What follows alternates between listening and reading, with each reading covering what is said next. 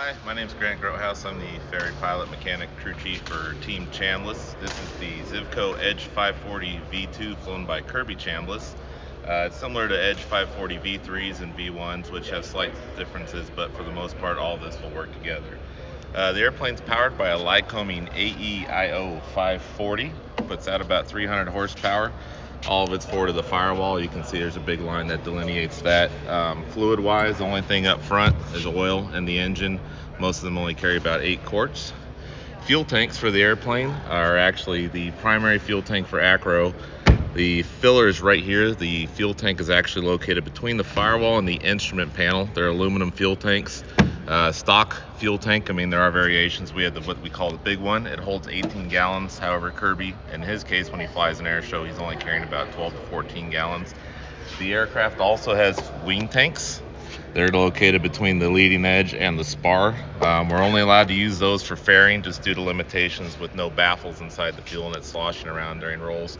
In our airplane, they hold 18 gallons. There are larger ones, there are smaller ones, but those should theoretically always be empty. So smoke oil on the Edge aircraft. Ours was a custom design. This was originally a race plane, so we had to build our own smoke tank. In this case, it's located in the wing root just after the spar. It holds 7 gallons. It goes to an electric pump inside the cockpit and then goes straight to the exhaust.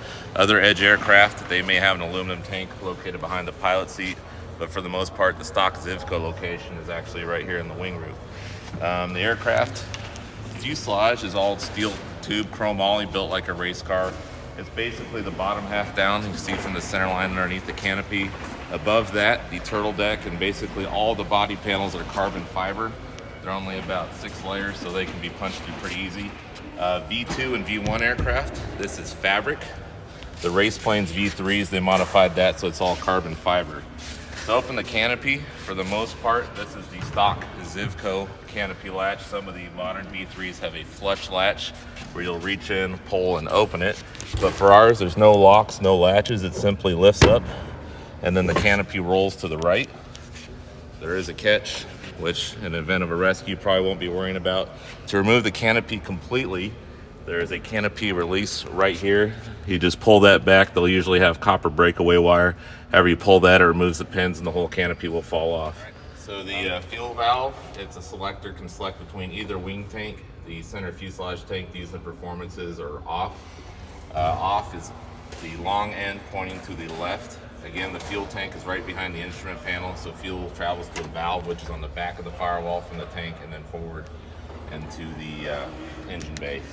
Electrical switches, they're all located in, at least in our airplane, a lot of people have custom edge panels, are all right here on the left. So if you just flop all those down, in our case, this is the master that will kill all electrical.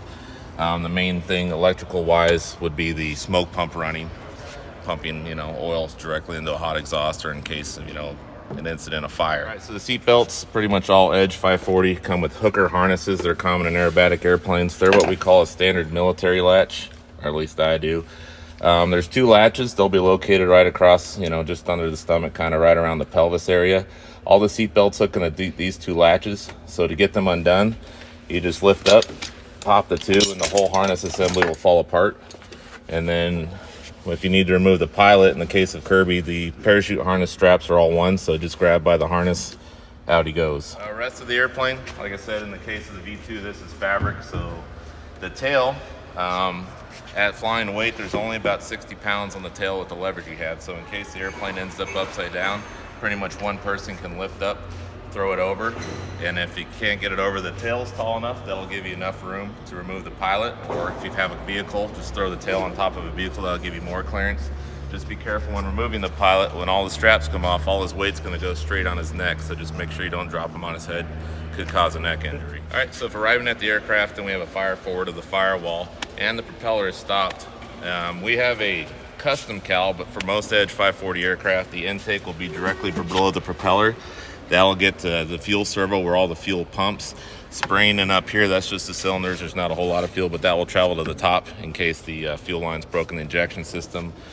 The exhaust directly under the aircraft. Most Edges have a single exhaust. And then in the case of our airplane, this was a former racing cal, so it's been opened up, but you can spray fire suppressant in there and that'll fill the whole engine bay.